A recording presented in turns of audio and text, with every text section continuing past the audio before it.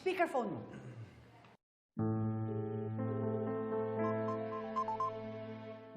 Sandali. Hello, Josa? Hello, Lynette. Nandito kami ni Michael sa East Ridge. Nasaan ka ba? Meron lang akong pinuntahan. Naku, saan na naman kaya kayo pupuntang mag-ina? Hinahanap ko rin si Annalyn, ano? Ngayon, kung kainan yan, sama naman kami. Sandali. Hindi ko kasama si Annalyn. Talaga? Kanina ko pa rin hinahanap si Annalyn. Wala dito sa ospital. Naku, baka yung anak mo nag-iimbestiga na naman sa pagkawala ng lolo niya. Teka, sandali Tatawagan ko lang yung anak ko. Sige, ingat ka. Sige, bye-bye. Tawagan ko lang si Annalyn.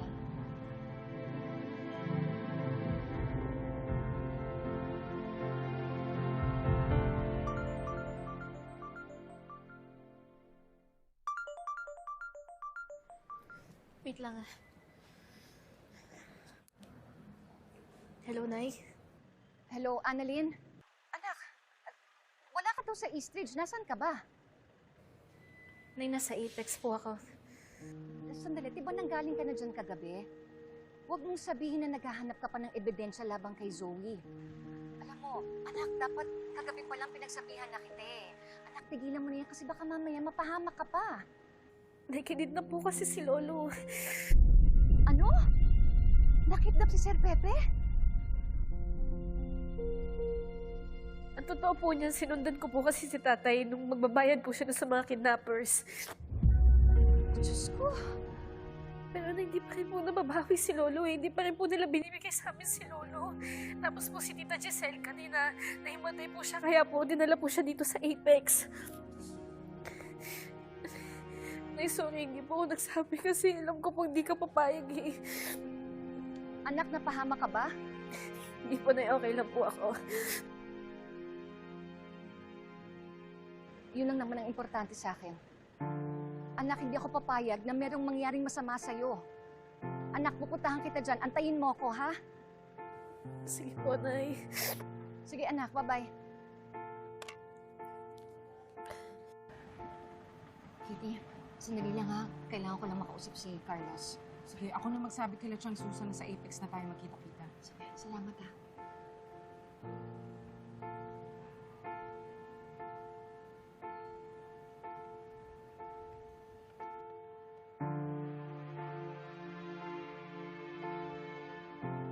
Doc. Doc, okay ka lang ba?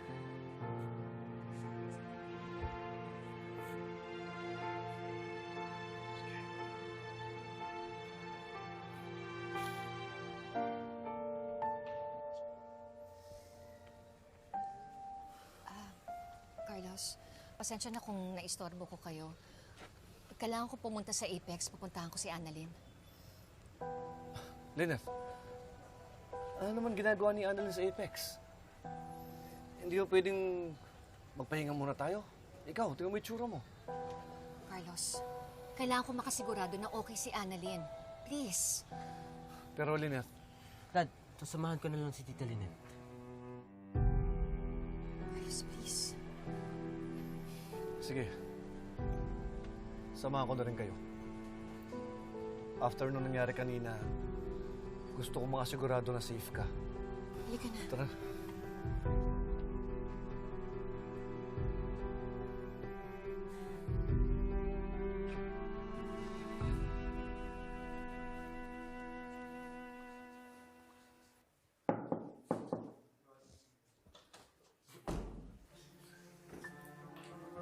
Robert? Kumusta na si Giselle? Nabalitaan kong hinimatay siya? Mukhang okay na siya. Alam mo, kinakabahan ako eh. Bakit?